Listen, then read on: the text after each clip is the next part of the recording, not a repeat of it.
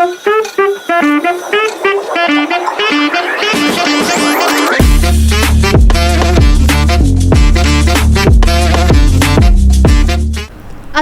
warahmatullahi wabarakatuh. Salam sejahtera bagi kita semua.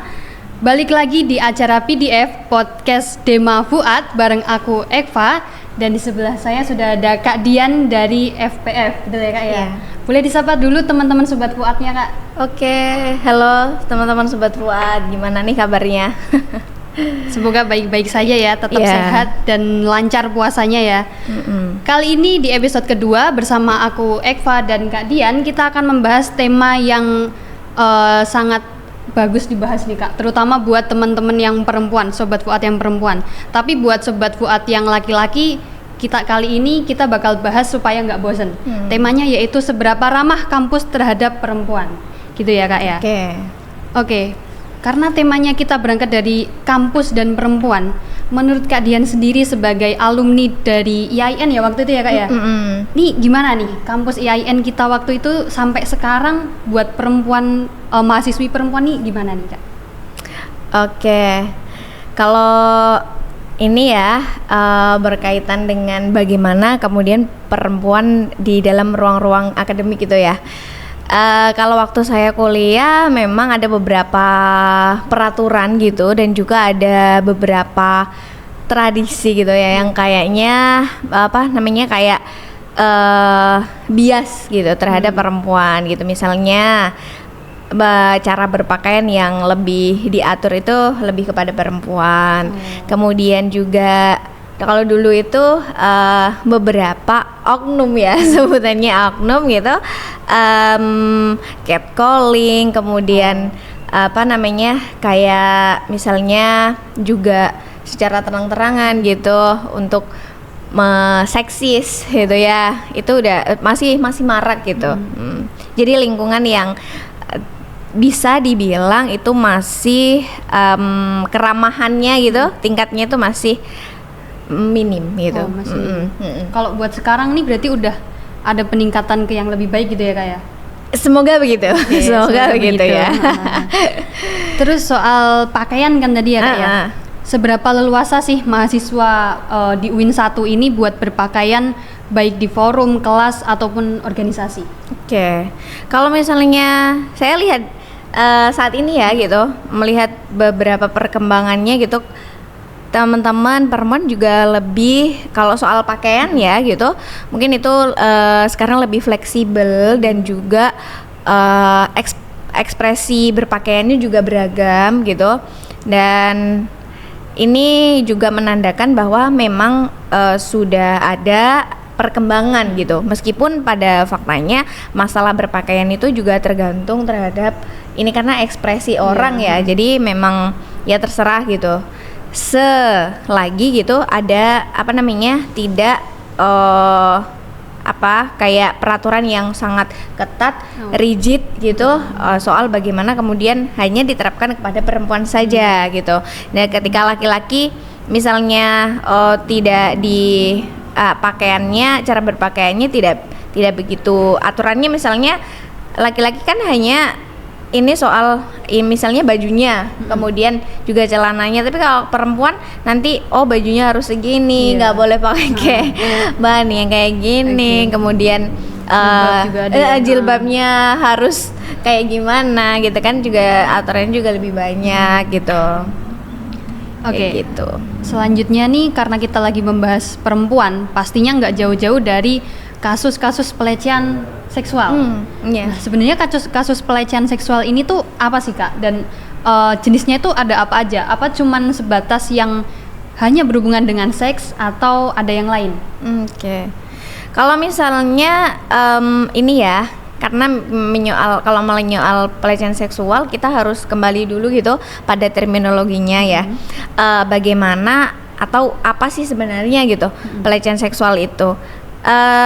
Saya melihat beberapa ini ya definisi gitu terkait pelecehan seksual dan juga sexual harassment gitu, ataupun juga yang termaktub di dalam Undang-Undang TPKS itu kekerasan seksual, itu dimana juga ketika ada perbuatan seseorang gitu ya yang kemudian itu mengarahkan pada seksualitas seseorang itu, dan kemudian kalau di TPKS gitu ada terminologinya, saya bacakan aja ya.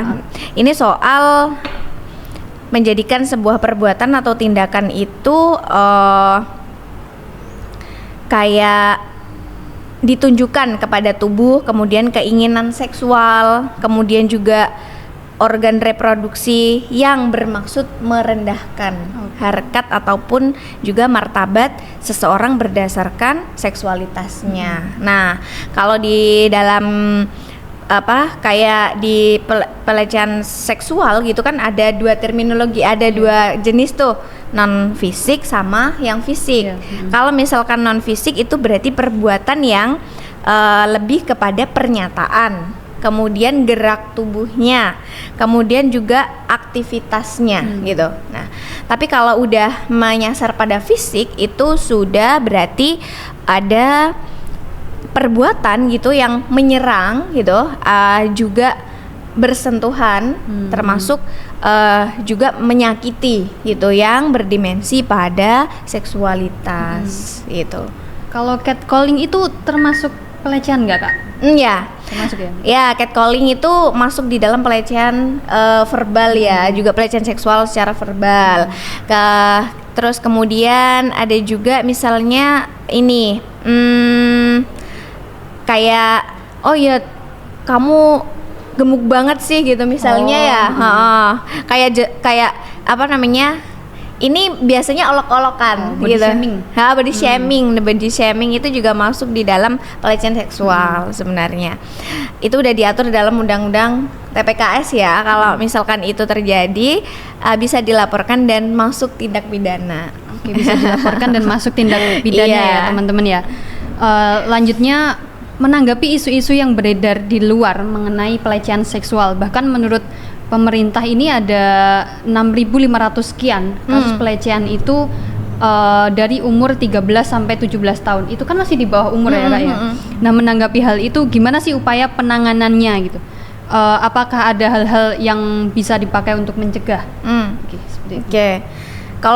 Kalau melihat apa namanya angka sekian ya gitu, itu kan berarti juga yang pertama itu diklasifikasi dulu jenis pelecehannya itu apa aja, kemudian jenis kekerasan seksualnya itu kayak gimana gitu, misalnya perkosaan, kemudian ini ya pemaksaan aborsi, kemudian juga itu udah masuk kekerasan seksual itu pemaksaan aborsi, terus kemudian juga pemaksaan kontrasepsi itu sebenarnya juga masuk gitu. Nah, mengklasifikasi itu semua ya, dan bagaimana cara atau upaya gitu untuk mencegah dari kasus-kasus yang kemudian dianggap ini merugikan gitu kan secara seksualitas. Yang pertama itu selalu soal edukasi ya. Yang pertama itu soal edukasi. Sebenarnya apa sih gitu? Kayak pelecehan seksual jenisnya kayak gimana, kayak tadi gitu misalnya kita melihat dulu sebenarnya apa sih gitu. Terkadang orang melakukan itu tidak ada tidak dengan kesadaran gitu, atau biasanya gitu juga memang bawaan gitu karena kita semua gitu di sini, atau bahkan kebanyakan orang ya itu dasarnya itu adalah patriarki atau pikirannya itu patriarkal, di mana selalu gitu punya hasrat gitu merendahkan seseorang gitu. Nah, maka dari itu adalah pikiran-pikiran di mana saling menguasai. Nah, yang pertama edukasi itu untuk mengubah itu gitu, mengubah bagaimana pola pikir seseorang itu kemudian dari penguasaan itu kemudian menjadi suatu kerjasama atau dukungan. Yang kedua itu bisa dilakukan dengan misalnya sosialisasi ya, atau memupuk keberanian orang ketika di sini mereka melihat atau kemudian mengalami sendiri ya soal pelecehan seksual itu bagaimana penanganannya gitu misalnya, atau kita harus mengadu kemana nih gitu. Kalau misalkan kita mengalami itu gitu. Nah, maka dari itu bisa terus selalu didiskusikan dan semua pemangku kebijakan gitu itu juga bersinergi dengan stakeholder dan juga masyarakat juga tentunya untuk terus mewaspadai bahwa pelecehan seksual dan bahkan kekerasan seksual itu berada di tingkat yang paling bawah gitu, anak-anak gitu sudah bahkan mempraktikkan memaksa pacarnya, anak SD itu ya memaksa pacarnya itu berhubungan seksual gitu. Nah itu anak SD loh gitu kan. Nah ini berarti kan ada suatu hal yang bermasalah gitu kan. Nah maka dari itu levelnya edukasi soal seksualitas itu tidak hanya untuk orang dewasa jadinya. Jadi dimulai sejak dini memperkenalkan misalnya kayak ini ya edukasi seks di tingkat yang paling dini gitu untuk mengenali oh iya misalnya di tingkat TK atau SD oh ini bagian tubuh yang sensitif, ini yang boleh pegang hanya kamu gitu. Kalau misalnya ada orang yang tiba-tiba memegang bagian tubuh yang sensitif itu, maka apa yang kamu lakukan? Mengenalkan soal kemudian oh laki-laki itu siklus seksualitasnya kayak gini. Misalnya kalau kamu mengalami ini berarti kamu itu tanda bahwa kamu dewasa. Misalnya kayak mimpi basah itu kan baru diperkenalkan di tingkat SMP ya gitu. Padahal di SD sekarang juga udah ada di mahasiswi kampus, terutama karena kampus kita ini kan kampus keagamaan ya Kak ya. Biasanya tuh korban-korban pelecehan itu karena yang melakukan ini mungkin adalah tokoh agama, dosen dan lain sebagainya. Itu kadang pelaku korban ini tuh malah di nggak dibela gitu Kak. Yang dibela tuh malah kayak si pelakunya. Kadang korban malah disalahkan, kamu yang pakai baju seksi, kamu yang terlalu menggoda dan lain sebagainya. Nah menanggapi itu, kira-kira korban ini bisa lari kemana Kak? Kalau dia di posisi disalahkan dan trauma dan penuh tekanan gitu. Oke. Sebelum sebelum nanti kemana gitu ya. Tetapi di dalam situasi itu terlihat bahwa ada relasi kuasa ya. Selalu begitu korban di dalam suatu relasi yang disebut relasi kuasa, di mana ada pihak yang kemudian mengontrol dan juga memiliki kekuasaan lebih untuk melakukan tindakan itu. Misalnya tokoh agama itu kan juga punya kekuasaan besar di dalam bagaimana otoritas keagamaan. Kalau misalnya di ruang kampus gitu, dosen lebih punya otoritas penuh itu dibandingkan dengan mahasiswa. Kontrol soal nilai, kemudian kontrol soal soal kehormatan juga. Dan juga ada bentuk kontrol lain gitu. Nah, dari relasi kuasa ini kemudian dari teman-teman mahasiswa gitu, itu perlu disadari bahwa di dalam melawan relasi kuasa itu perlu ada suatu dialogis dulu. Tetapi kalau misalkan itu sudah tidak bisa, maka melakukan hal yang paling ekstrim gitu atau biasanya disertai dengan ancaman ya, kayak gitu tuh disertai dengan ancaman. Nah, ancaman itu bisa luruhkan gitu dengan apa gitu ketika berbicara dengan yang lain-lain. Konsekuensinya mungkin nilai kayak gitu ya, nilai kamu pasti akan buruk, ancamannya soal ini. Nah tentu beragam hal ini perlu ada kemudian perlindungan yang harus diberikan ini oleh kampus juga terkait atau menindaklanjuti bagaimana ketika yang pihak yang tidak memiliki kuasa gitu itu bisa lebih punya power untuk melawan kuasa itu. Nah, kalau misalkan ini kembali kepada kalau misalkan kita menjadi korban gitu ya di dalam institusi kampus, para mahasiswi atau bahkan mahasiswa gitu juga, karena korban itu juga tidak memandang siapanya gitu ya, laki-laki maupun perempuan. Laki-laki maupun perempuan. tetapi lebih banyak gitu, lebih banyak disadarkan pada perempuan karena ada asumsi gender itu bahwa perempuan itu secara apa namanya, kalau misalkan tadi berpakaiannya gitu tidak sesuai, maka itu sah untuk dilecehkan gitu, atau tidak sesuai dengan standar moral gitu, maka itu boleh melakukan apapun terhadap tubuh perempuan. Nah, itu berarti tidak menghargai gitu adanya suatu hak yang dimiliki seseorang, bahkan perempuan tidak dianggap memiliki hak yang sama gitu. Nah, maka dari itu di dalam hal ini kalian gitu, atau kita semua gitu, para mahasiswa ataupun sivitas akademika gitu, boleh gitu melakukan pelaporan gitu di tingkat HMJ misalnya, atau HMPS ya namanya sekarang. HM di tingkat HMPS itu sangat penting untuk membentuk gitu suatu satgas sendiri kalau misalnya di kampus belum ada ya gitu.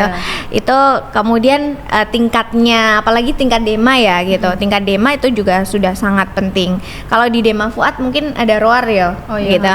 Itu yang juga apa namanya, menyoal dan juga mau gitu melakukan advokasi gitu terhadap kasus-kasus pelecehan seksual gitu. Ya kanal-kanal seperti itu sih yang dibutuhkan gitu, menghadapi beragam mahasiswa yang jumlahnya itu nggak sedikit ya gitu. Jumlahnya ada ribuan gitu ya. Ini juga bukan bermaksud melemahkan, oh ya ini mesti, tidak, tetapi bagaimana kemudian kita melihat kulturnya gitu, kulturnya itu belum ramah gitu, bahkan di ruang akademik, sehingga itu bisa apa namanya, menjadi suatu wadah yang gerak bersama gitu. Jadi kayak kesadaran bersamanya harus ditanamkan juga. Jadi kita perlu satgas atau komunitas yang bisa mewadahi korban gitu gitu sih. Lalu buat korban-korban yang mungkin sangat trauma, sangat takut dan nggak berani buat speak up ke forum atau mungkin ke organisasi buat konsultasi, nggak berani nih. Nah itu pernah ada nggak sih kakak pernah nemuin nggak korban yang benar-benar nggak mau ngomong gitu, nggak mau konsultasi gitu? Ada nggak kayak gitu? Seberapa terpuruk sih korban seperti itu tuh? Oke. Kalau di sini misalnya situasi korban tentu beragam juga ya gitu. Ada yang kemudian ini kita ada yang berani gitu, ada yang kemudian harus butuh sebulan 2 bulan bahkan tahunan gitu untuk untuk bisa membincang kasusnya gitu. Tetapi ada gitu kalau pernah gitu menemui bahwa ada mahasiswi yang itu ya harus menunggu beberapa bulan gitu ya gitu untuk kemudian dia hanya menunjukkan ekspresi bahwa dia tidak baik-baik saja gitu. Nah, kalau begitu kan berarti sebelum diketahui problem yang pastinya gitu kan, sebagai teman dekat bolehlah gitu untuk mencari tahu gitu soal apa sih problem dari temannya. Jadi itu membentuk suatu kebudayaan care juga antar teman ya. Dan itu baru korban kan ketika mendapatkan pelecehan seksual itu ataupun kekerasan seksual itu pasti nge-freeze. Jadi kayak tiba-tiba matung gitu kan mau melakukan apa nih gitu, atau aku harus kayak gimana nih. Otak kita kan dituntut untuk bekerja cepat tuh. Nah biasanya karena shock gitu kan udah jadinya mandek gitu. Jadi kayak dan itu untuk recovery itu situasi mental seseorang ada yang lama dan sedikit. Kalau misalkan lama itu ya kita harus mau gitu, misalnya sebagai pendamping ya itu harus mau menunggu, ataupun juga bisa misalkan ditanya atau didampingi untuk konsultasi, ayo kita ke sini gitu, karena ini tidak hanya pemulihan ini ya, ini bisa penanganan, tetapi sekaligus juga pemulihan terhadap psikis para korban gitu. Kalau yang terpuruk lama gitu, itu sudah pasti gitu. Pasti ada, meskipun dia itu tidak, terkadang ada orang yang bisa mengekspresikan oh ya di luar itu charming gitu ya kan, di luar itu bisa happy aja, tapi ketika pulang gitu dia kemudian punya mental illness yang disembunyikan gitu. Nah itu kan lebih berbahaya gitu kan. Maka dari itu penanganan secara psikis itu juga harus ada gitu di lingkungan kampus, bahkan di setiap jurusan gitu ya. Ataupun kalau tingkatnya jurusan kalau di prodi itu mungkin kebanyakan gitu kan, atau SDM-nya itu masih masih kurang, itu bisa di tingkat jurusan dulu lah, atau paling minimal ya di fakultas lah ya, itu ada. Jadi mahasiswa itu tidak kebingungan gitu ketika dia mengalami ini. Jadi kalau dikuatkan dulu bahwa ini bukan salah dia gitu. Perspektif pertama ketika mendengar itu, maka ada perspektif soal korban. Jadi kita di dalam melihat kasus ini selalu keberpihakan dulu terhadap korban. Terlepas nanti bagaimana pembuktiannya, itu kita harus punya perspektif dulu soal itu. Oke, dia merasa menjadi korban, kita dengarkan dulu gitu, baru pembuktiannya apa. Kemudian karena kalau kasus yang sangat ini ya sangat privat gitu, misalnya kasus ini di pelecehan seksual terhadap pasangan gitu kan, atau di dalam kasus kekerasan berpacaran gitu, itu kan juga sangat terkadang juga malu gitu kan kita, tetapi pasti ada celah di mana ketika dia mau ngomong soal itu gitu. Nah maka dari itu mewadahi hal-hal ini juga seharusnya memang ada pengaduan yang lebih privat ya, gitu, sangat privat untuk kemudian menangani baik psikisnya maupun kasusnya nanti mau dibawa kemana gitu. Kayak gitu sih. Terus selain buat mahasiswa nih Kak, ada nggak sih tempat buat menyuarakan atau melaporkan kasus di luar kampus gitu? Kalau sebenarnya di luar kampus itu ini ya, di satgasnya kepolisian itu, Polres ya, kalau tingkat kabupaten tuh, Polres itu punya satgas PPPA kalau nggak salah itu namanya itu. Itu sebenarnya juga kayak menerima aduan gitu, yang secara resmi gitu ya. Kalau misalkan nggak mau ke kepolisian gitu juga, itu bisa di kampus juga bisa. Di kampus kan juga ada toh. Kalau misalkan masih sangat minim nih. Oh, masih sangat minim. Oke. Berarti habis ini bisa dimaksimalkan ya. Insya Allah ya. Oke. Kalau di luar kampus misalnya kayak FPF gitu ya, menerima konsultasi saja sih gitu. Kalau misalnya karena kita hanya bisa melingkan atau menghubungkan dengan misalnya butuh pendampingan soal psikolog, dan ini untuk kok bisa konsultasi gratis nih di sini, atau kalau misalnya konsultasi soal kayak mengalami hal-hal demikian, itu ada beberapa teman yang concern terhadap isu psikologis soal ini, dan beberapa jaringan teman-teman komunitas perempuan gitu. Karena tetapi juga bagaimana mengatasi diri dulu. Nah kayak gitu. Jadi misalnya kanal-kanal itu yang formal bisa di kepolisian gitu. Kalau misalnya di saya belum tahu yang lembaga komunitas gitu ya, selain di FF sendiri sih. Atau juga kayaknya ada di kayak teman-teman yang online gitu ya, Instagram itu kan juga sekarang mewadai ya gitu. Banyak ya sekarang. Di Instagram atau layan-layanan yang kemudian pengaduan ke pelecehan atau kekerasan seksual. Itu lihat di beberapa itu aja akun-akun teman-teman itu pasti juga mau gitu membantu. Kalau yang lebih tinggi lagi ke Komnas gitu. Komnas perempuan gitu. Itu lebih tinggi lagi gitu. Tapi ada jam kerjanya itu kalau pengaduan gitu. Kalau misalnya kita kan mau ngadu ya nggak kenal waktu ya gitu. Mau jam 12 malam ketika itu terjadi pelecehan ataupun kekerasan seksual kepada kita kan, jika kita mau melapor harus 24 jam itu. Terus karena biasanya forum-forum yang mewadahi itu berjudul perempuan nih Kak. Padahal sementara korban ini kan nggak cuma perempuan, ada juga pelecehan yang korbannya itu laki-laki. Nah, apakah forum-forum perempuan termasuk FPF sendiri menerima korban laki-laki seperti itu Kak? Oke. Karena ini di awal sudah saya katakan ya bahwa memang siapapun bisa menjadi korban, siapapun bisa menjadi pelaku. Teman saya sendiri gitu juga laki-laki gitu menjadi korban kekerasan seksual.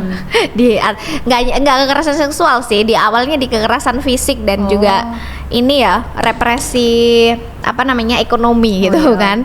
Nah itu juga kemudian ada juga masuk di kekerasan seksual gitu. Nah ini melihat bahwa beragam potensi itu tidak hanya terjadi kepada perempuan, maka siapapun gitu, apapun jenis gendernya itu bisa melapor atau bisa melakukan konsultasi. Nah maka dari itu itu bentuk dari bagaimana inklusivitas, bahwa melihat beragam potensi dari misalnya kayak teman-teman yang laki-laki yang maco itu bukan berarti tidak pernah gitu atau sulit gitu kan ya gitu untuk kemudian aku maco melaporkan itu kan menurunkan harkat dan martabat gitu kan. Tapi itu sah-sah saja atau boleh-boleh saja ketika kita mengalami, bukan kita berarti lemah, tetapi pikirannya di balik kita itu dilemahkan oleh itu gitu. Nah maka dari itu siapapun boleh melakukan konsultasi, termasuk laki-laki gitu. Berarti bisa konsultasi ke FPF ya kalau emang diperlukan ya. Oh iya. Sangat bisa ya teman-teman ya, Sobat Fuad semuanya, baik laki-laki maupun perempuan yang mungkin punya permasalahan kekerasan seksual atau pelecehan seksual, bisa banget dibuat menghubungi FPF atau menghubungi Kak Dian sendiri ya. Lanjut nih Kak. Perlu nggak sih edukasi besar-besaran soal kasus ini? Tadi kan Kak Dian udah beberapa kali ngomong kita perlu forum atau sebuah wadah untuk mewadahi korban, baik tingkat HMPS, DEMA ataupun universitas. Nah sebenarnya kalau edukasinya sebelum kita bikin wadah itu perlu nggak Kak? Atau kita langsung bikin wadah aja gitu? Oke. Memang keberangkatannya wadah itu kan harus dari proses kegelisahan selalu karena kita punya rasa yang sama gitu atau kegelisahan yang sama, kemudian membentuk suatu wadah yang ini bisa mengatasi gitu kegelisahan itu. Nah maka dari itu edukasi itu menjadi sarana penting untuk kemudian bagaimana gitu membentuk wadah itu kan juga tidak asal wadah ya gitu. Tentu wadahnya juga punya ini karena yang konsentrasinya itu soal bagaimana memahami peran-peran gender, kemudian mengkaji soal bagaimana sih bias seksualitas, kemudian bias gender, atau kemudian ada ketimpangan dan kekerasan. Nah, maka dari itu di situ kan ada paradigma yang harus ditanamkan dulu. Maka dari itu gitu, untuk melakukan atau membentuk wadah, maka sangat penting gitu untuk membuka perspektifnya dulu. Nah, jadi kayak sarananya edukasi itu karena apa? Itu untuk membuka awareness itu, kesadaran. Kalau misalnya kesadarannya tidak ada, wadah hanya wadah gitu. Atau misalkan kalau kesadarannya itu masih terus didorong gitu, maka dari itu kalau tidak lahir dari diri sendiri gitu, itu akan menjadi sulit karena tidak bisa menempatkan posisi kepada nanti kalau misalnya ada korban gitu, itu kan kita nggak tahu rasanya apa jadi namanya, atau rasanya ketika korban itu mengalami ini. Bukan berarti kita harus mengalami dulu, tetapi bagaimana mencoba merasakan itu juga dimulai dari diri kita ketika terus menumbuhkan kesadaran, oh iya, kalau misalnya aku dalam posisi itu gitu, misalnya apa yang akan aku lakukan. Atau misalnya tidak melulu soal bagaimana pelecehan ya, kemudian terjadi misalnya di kelas gitu, di kelas atau di organisasi, mungkin kalau sekarang udah beragam ya. Divisinya, kalau misalnya dari sekretaris itu harus menjadi dari perempuan, yang bendahara juga dari perempuan dengan asumsi perempuan lebih rigid, perempuan itu kemudian lebih pinter gitu ngatur keuangan, teliti. Nah itu berarti masih ada bias gender yang terjadi di dalam suatu organisasi. Nah kemudian kalau misalnya divisi intelektual harus gitu, ini harus laki-laki yang megang gitu, misalnya karena didasarkan asumsi bahwa laki-laki itu makhluk paling rasional itu misalnya. Nah itu kan berarti ada masih ada bias terhadap jenis gender tertentu gitu kan. Nah maka dari itu ketika wadah itu terbentuk tidak bisa terlepas dari bagaimana kesadaran soal gender maupun kesadaran soal ini ya, hak-hak yang dimiliki oleh seseorang. Kayak misalnya personal is political. Oke, di feminis radikal juga menyoal itu. Di mana dia itu melihat bahwa kalau ada satu perempuan gitu yang kemudian mengalami pelecehan seksual oleh pacarnya gitu, atau mengalami pemerkosaan gitu ya, oleh pacarnya gitu, atau bahkan oleh suaminya sendiri, itu bukan hanya urusan dari misalnya kamu dengan pacarmu aja, tetapi urusan kita semua. Satu dema bisa menjadi urusan urusanmu itu bisa menjadi urusan sak dema, bahkan sak univ, satu univ, bahkan sak negara. Bahkan seluruh masyarakat harus bertanggung jawab atas itu. Nah, maka dari itu di sini bisa ditegaskan bahwa satu itu bukan berarti tidak ada, tetapi satu itu menjadi suatu pukulan telak bersama bahwa ketika ada satu itu, maka masih ada sesuatu hal yang keliru. Presentasi errornya suatu penelitian aja 0, ini kan berarti ada angka gitu. Nah maka dari itu disebut sebagai kemudian disebut sebagai suatu personal is political. Maknanya adalah urusan satu orang itu menjadi urusan bersama. Pelecehan seksual ataupun ada korban itu menjadi juga urusan bersama. Berarti kita yang utama itu harus membangkitkan awareness dari teman-teman yang mau bikin wadah ini bahwa urusan satu orang itu adalah urusan bersama. Seperti itu ya, Kak. Jadi problemnya perempuan itu juga problemnya bersama, tidak hanya untuk perempuan sendiri tapi juga laki-laki. Kemudian apakah laki-laki punya problem itu bukan urusan bersama juga gitu kan? Ini kalau misalnya problem yang lebih ini ya, problem yang lebih kayak kasus-kasus yang dilemahkan gitu ya, biasanya pihak yang dilemahkan itu juga menjadi urusan bersama. Senyampang itu urusan soal hak gitu. Itu sih. Karena kita belum jauh-jauh dari International Women's Day nih, Kak. Kadang tuh kita tahu korban itu perempuan. Aku mau bahas soal woman support woman, Kak. Kadang kita tahu korbannya itu perempuan, tapi kita juga nggak berani buat ngebela. Karena suatu kasus pasti nanti yang siapapun yang ngebela, siapapun jadi saksi kan pasti ikut ketarik nih, Kak. Oke.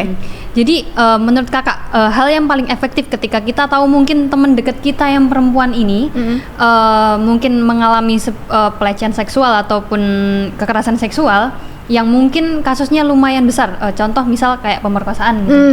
Sebagai seorang perempuan yang support perempuan, kita tuh harus apa sih, Kak? Oke. Harus apa dulu ya gitu. Harus apa dulu. Kalau misalnya women support women itu adalah bentuk gerakan juga sebenarnya kan, bagaimana kemudian merangkul gitu semua perempuan gitu dengan latar belakang apapun gitu, rasnya, etnisnya, kemudian latar belakangnya.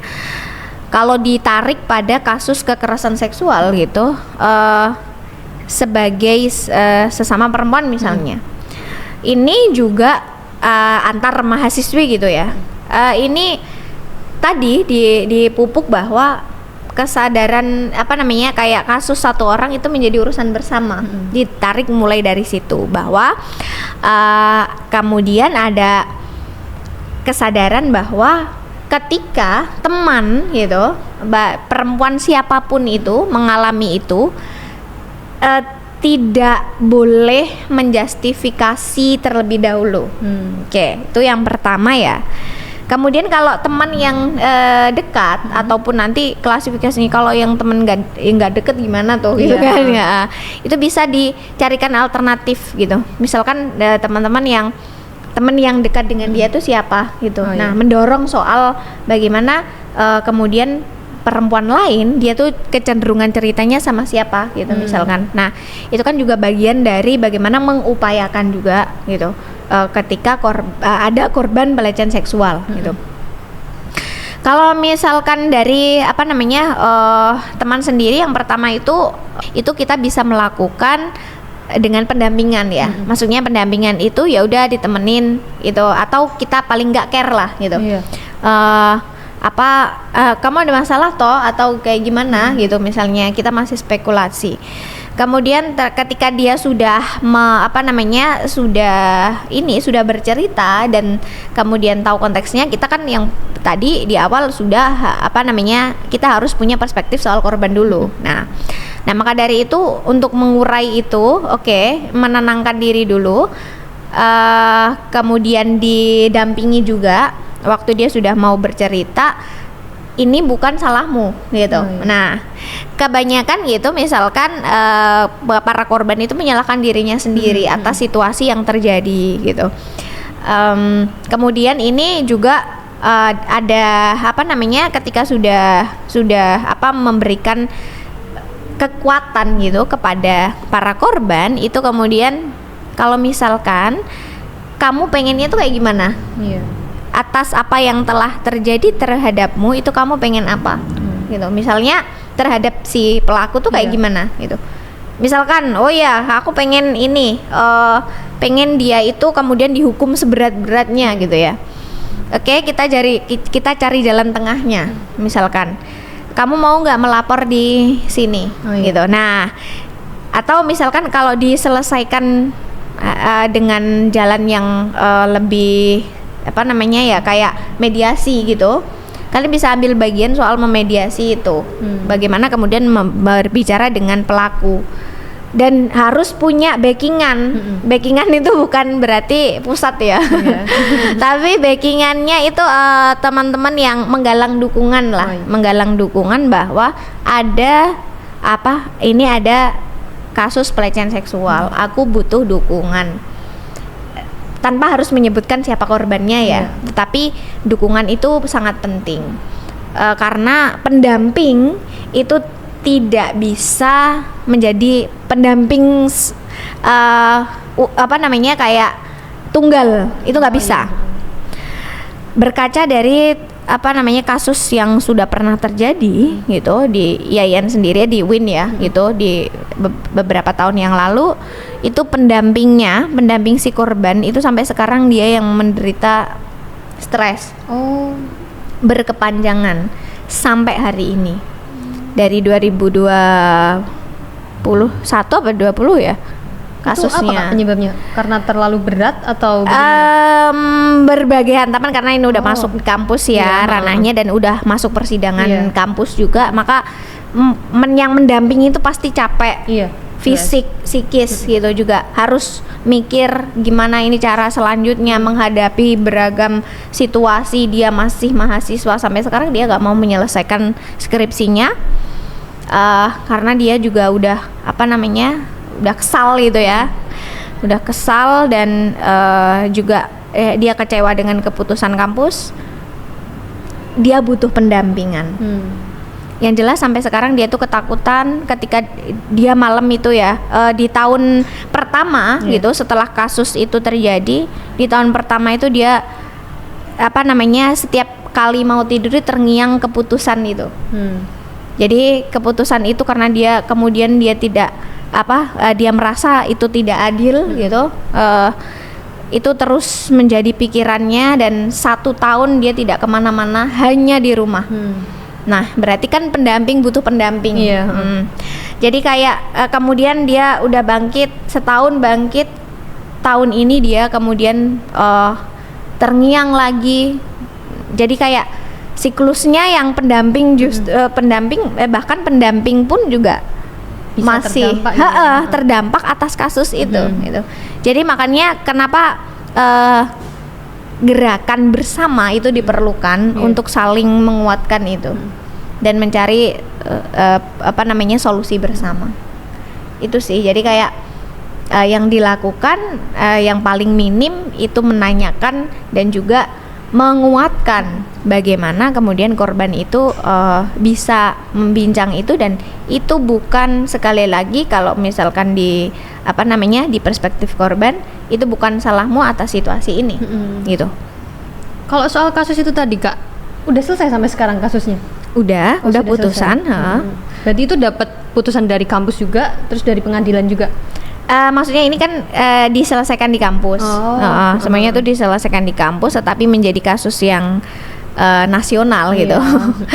Ketika masuk di Tirto, lihat aja nanti. Kayak itu sih. Berarti masih gitu di tahun-tahun lalu itu masih belum ada penanganan yang cukup memadai gitu. Jadi kayak orang yang mendampingi dan juga korbannya gitu kan, korban sekaligus pelakunya gitu, nggak suspek sih. Kalau suspek itu kan masih ini belum ditetapkan ya ini korban atau pelakunya. Itu juga keduanya diberikan sanksi. Kalau waktu saya S2 dulu juga sama, pernah ada kasus gitu.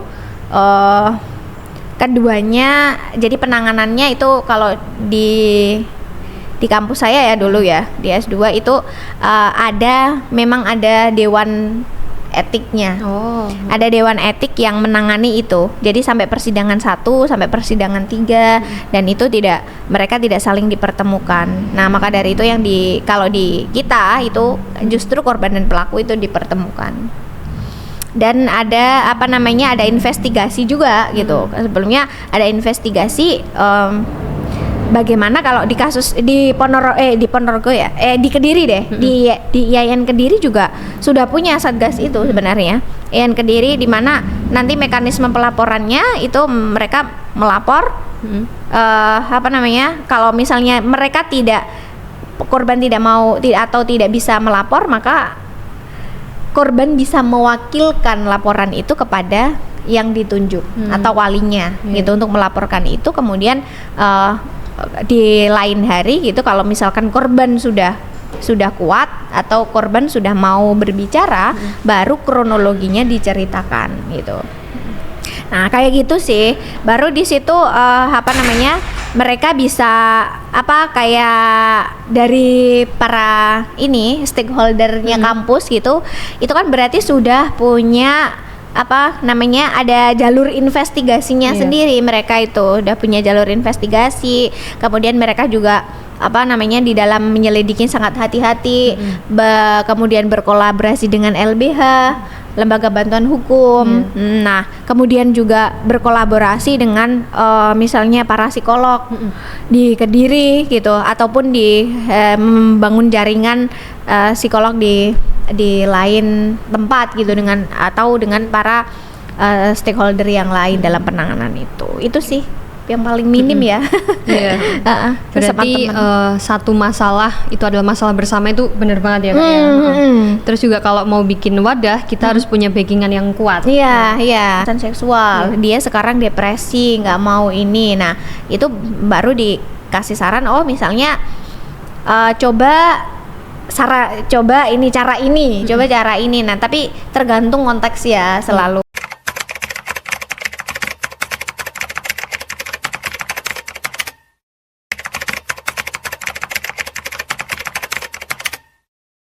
Cara ini, nah tapi tergantung konteks ya selalu. Kalau misalkan butuh pendampingan psikologis gitu, nanti kita linkkan gitu, misalkan kayak gitu.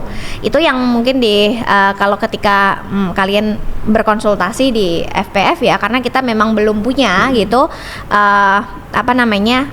kayak agen yang stay gitu, para psikolog yang stay di sini gitu, atau para LBH gitu, lembaga bantuan hukum yang sudah terlisensi dengan FPF gitu. Kita memang belum ada, tetapi sifatnya rekomendasi. Jadi itu untuk layanan soal ini ya, konsultasinya.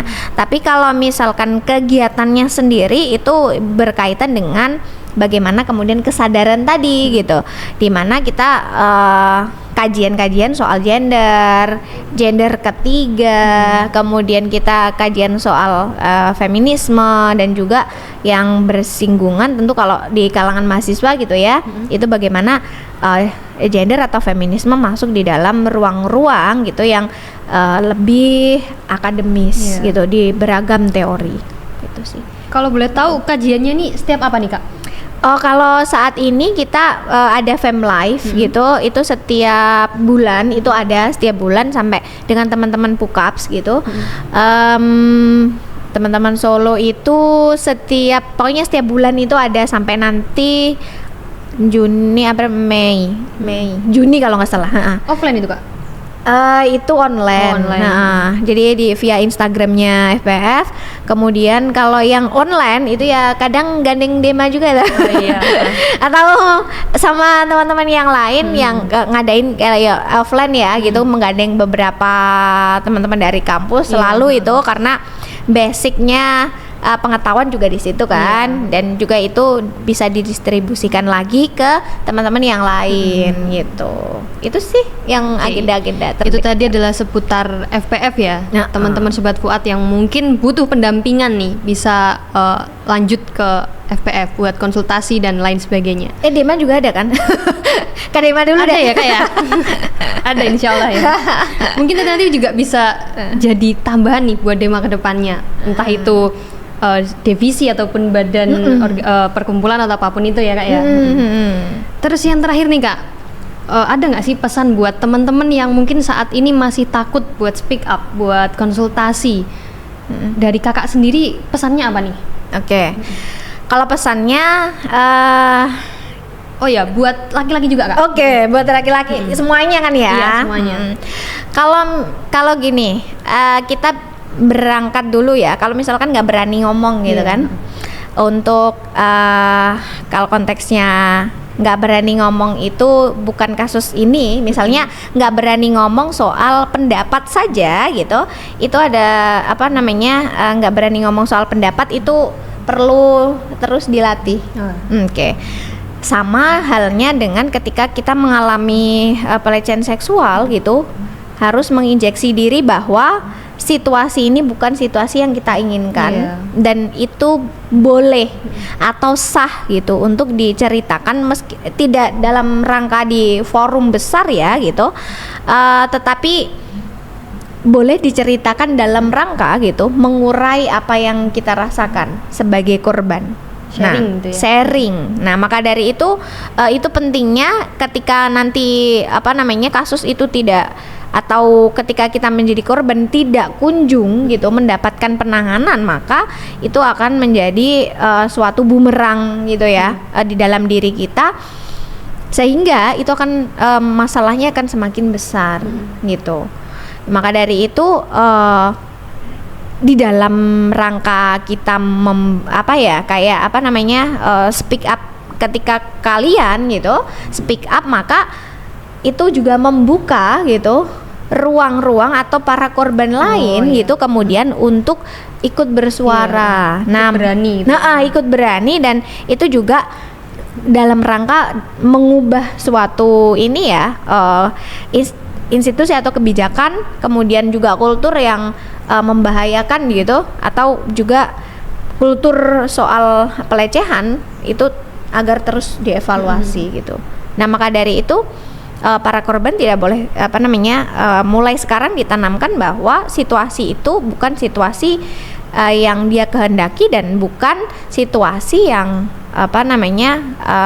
harus benar-benar menjadi tanggung jawab bagi korban sendiri, tetapi itu menjadi tanggung jawab bersama. Maka dari itu ketika kita di sini juga laki-laki ataupun perempuan gender ketiga, ketika mengalami pelecehan seksual atau kekerasan seksual, itu silahkan sharing gitu dengan teman dan yang bisa dipercaya gitu, dan kemudian kita cari solusinya bareng-bareng gitu. Oke, gitu sih, Kak. Jadi kalau yang bisa aku tarik kesimpulan dari perbincangan kita hari ini nih ya, Kak ya. Yang utama adalah kita harus nyadarin korban kalau ini tuh bukan murni salah dia. Terus kita juga harus saling menguatkan.